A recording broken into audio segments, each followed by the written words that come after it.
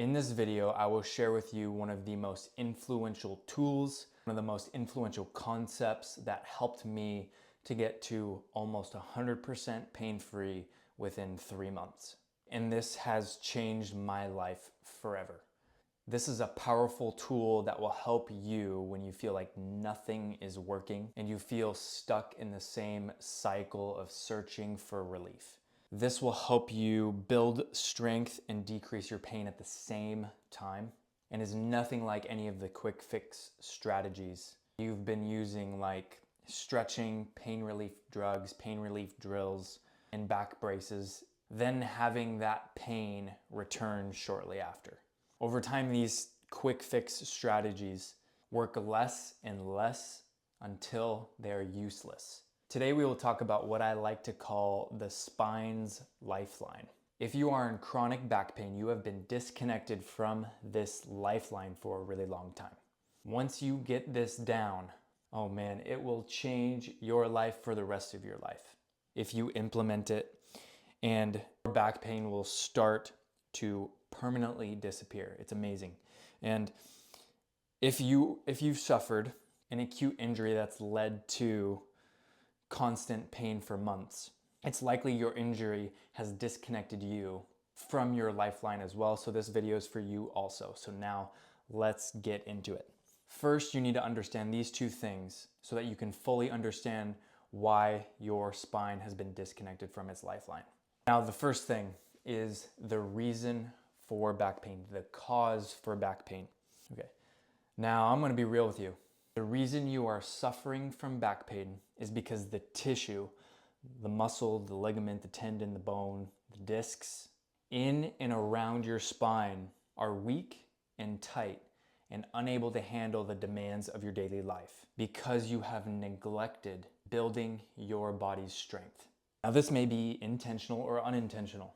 You may have gone to the gym for years and you simply aren't aware that A, you need to strengthen your lower back, and B, you aren't aware of how to strengthen your lower back. That was me.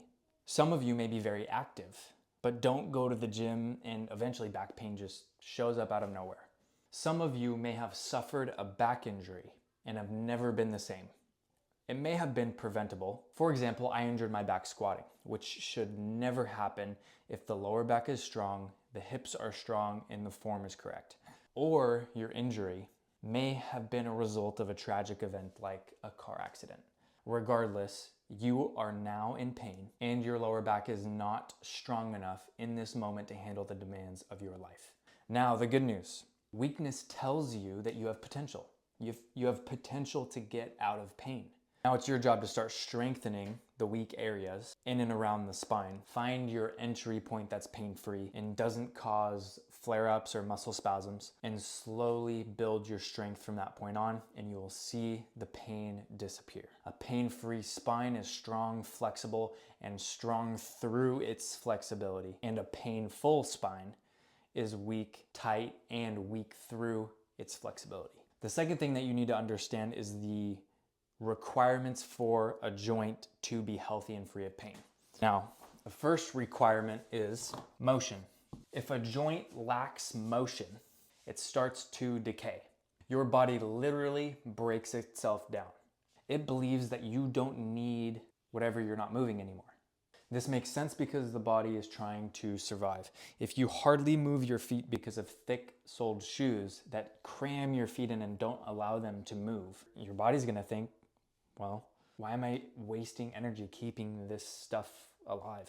So this is where joints become restricted. Bones can actually start to grow together and fuse. This is where arthritis comes into play, things like this. This is also why when somebody stops running after high school, they become almost incapable of running as fast as they can because they haven't done it in a really long time.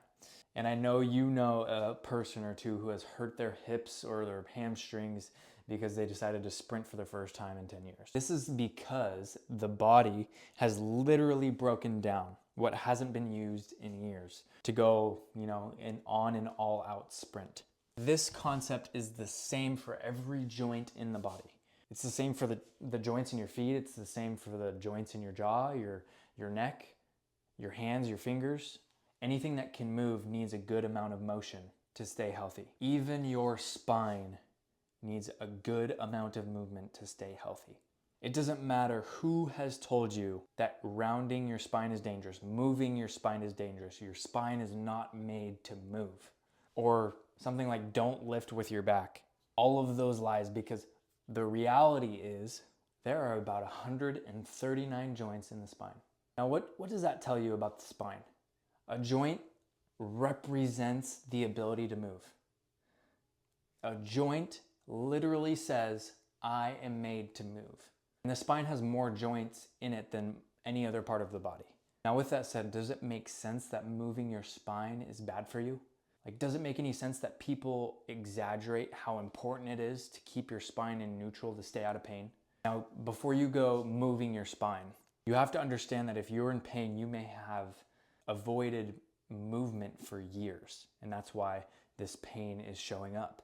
So make sure when you start moving your spine, you gradually introduce it. Now, motion alone is not enough, because there are many people who are active and run and hike and do all of those things, but they end up with arthritis or joint aches or pain. In addition to motion, we need to use our full range of motion. Okay. If you do not use the full range of motion of a joint, the same thing happens. If you don't use your full range of motion, you'll start to lose your full range of motion. Take the knees, for example.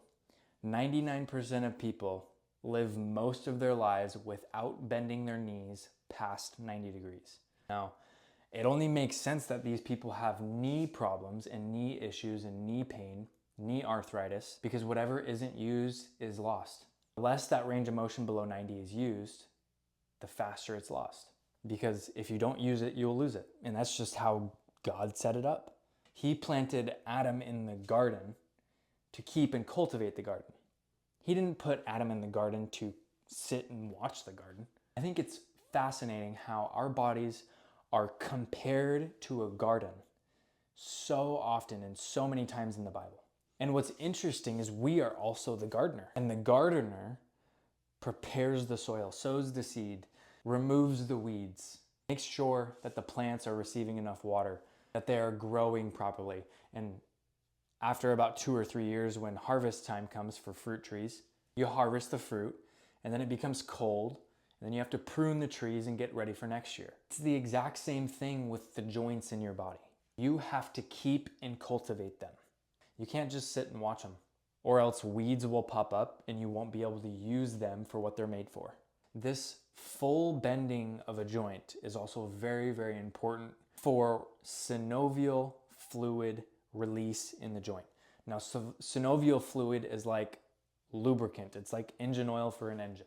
This is liquid gold for your joint. It lubricates the inside, and this stuff is one of the most important fluids for repair and healing of the internal pieces and parts of the joint.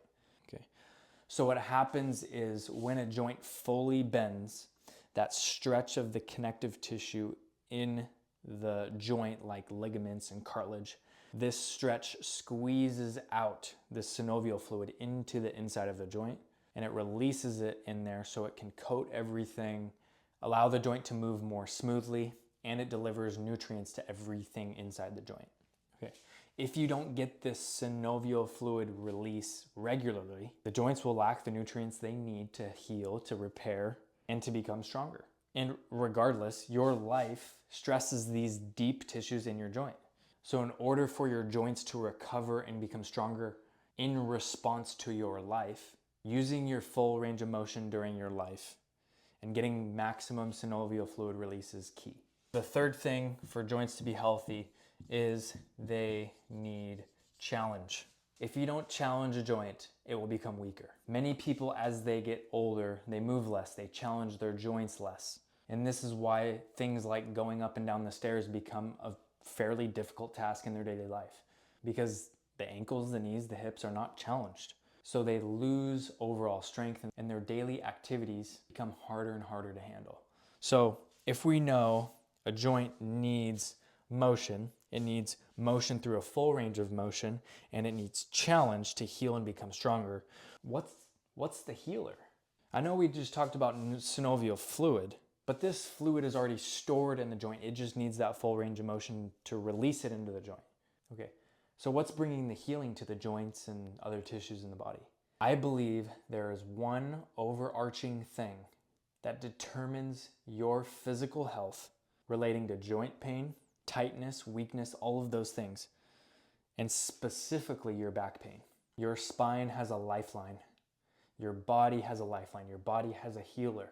And when you lack this lifeline, the tissues in and around the spine, because we're talking about back pain here, start to decay, degrade, deteriorate, and become weaker, ultimately leading to your pain. So, what's the lifeline? The lifeline is blood. Now, the blood has everything the body needs to heal. Okay. The amount of blood that passes through your body every single day is its lifeline. The amount of blood flow through your spine is your spine's lifeline. It is the healer. The blood has everything your body needs to heal. It has enzymes, proteins, nutrients, energy. Blood is also the deliverer. The blood delivers all of these things.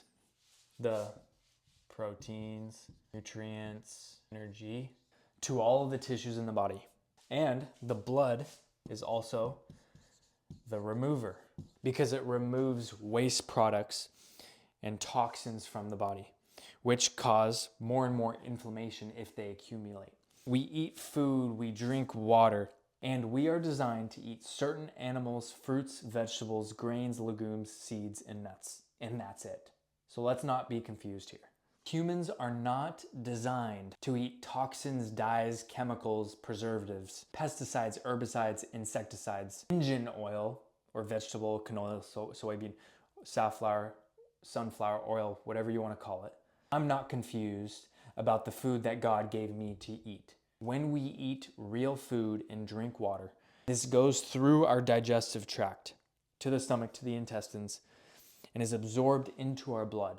We also breathe in oxygen, which is dissolved into our blood, and all of these things are carried throughout our body to provide energy, healing, and growth.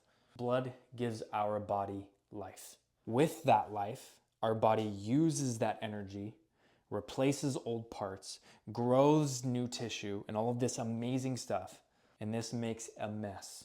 It creates waste products. Oxygen turns into carbon dioxide. Glucose, ketones, proteins, fats turn into many other things after they are used for energy. And also, old parts in our body need to be replaced. So the blood carries these things out of the body so we can breathe them out or pee them out. Blood is the remover. Now, what's fascinating to me is in God's design for our body, He created movement as mandatory to keep our health. Generally, the person who can move the most will likely live the longest. The reason for that is because the more you move, the more blood flows. The more blood that flows, the more life is delivered and the more waste is removed, which allows for more healing. What's really interesting is, check this out, the more you use a specific thing, the more blood it receives. And the less blood the thing's not used receives. The blood vessels in the thing that are used actually dilate, attracting more blood to the area, and the vessels constrict in the areas that aren't being used, which prevents more blood flow and pushes it towards the other places. And this is really, really cool. When you use a muscle more and you challenge it, the body will respond by growing more muscle and ligament and tendon and all that tissue so they can become stronger to do the thing better. But also, the body will actually grow new blood vessels so that more blood can be delivered and more life and healing can be delivered to that area that's used more often so that you can use it more often and it can recover faster and it can heal faster. To conclude, make all of this crystal clear for those of you that are in back pain. So, blood flow is your spine's lifeline. The more it gets, the faster it can heal. The less inflammation there will be, and the more life it will have.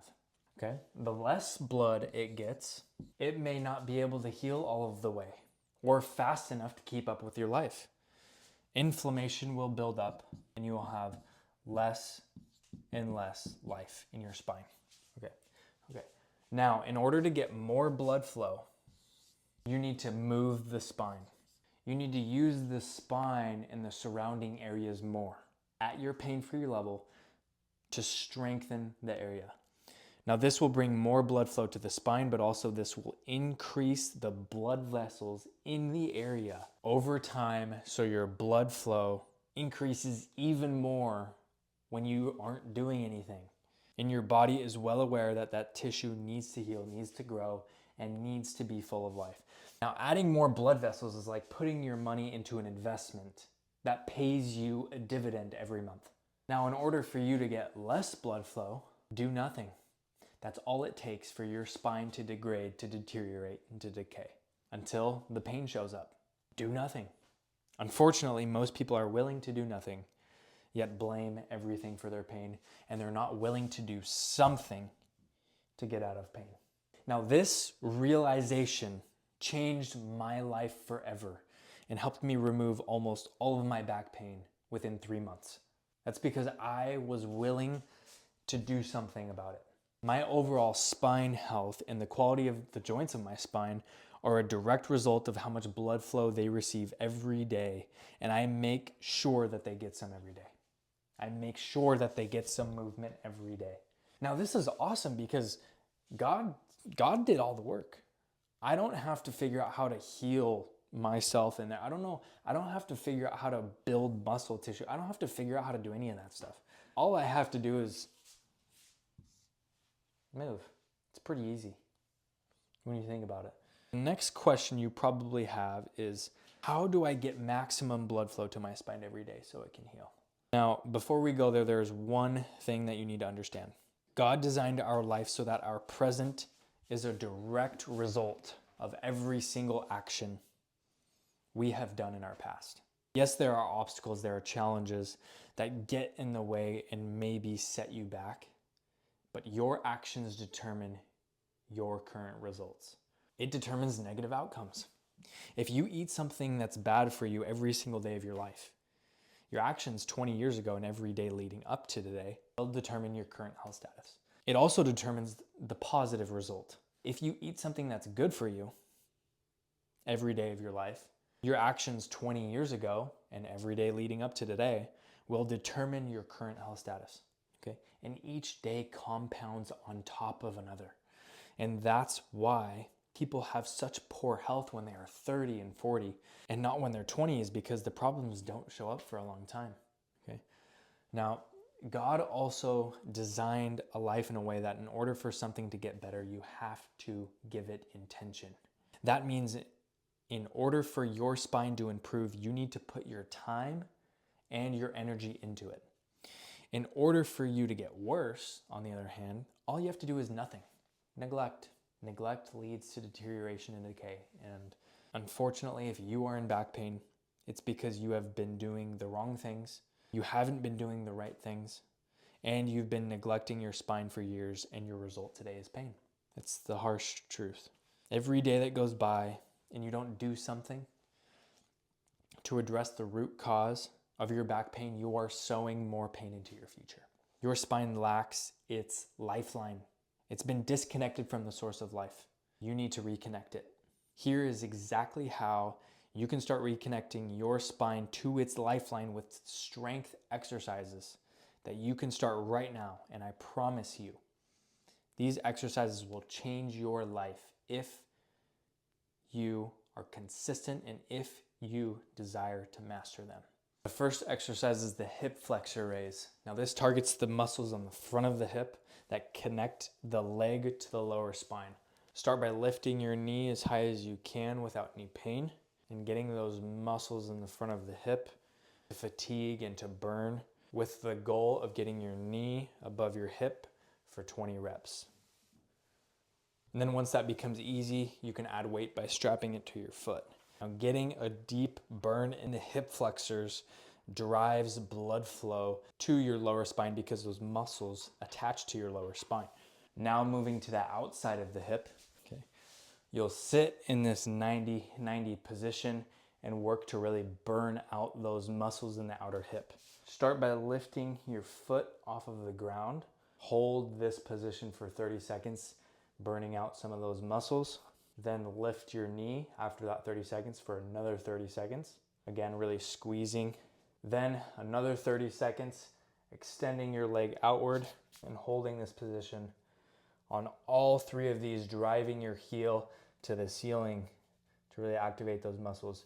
Now this can be very crampy for some people, so make sure that you don't cramp and you get a really good burn in those muscles. Now if that becomes easy, you can also add weight onto your foot.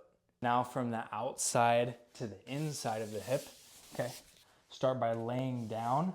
We're gonna work the muscles on the inside of the hip from this position, squeezing, driving that heel up to the ceiling, activating those muscles.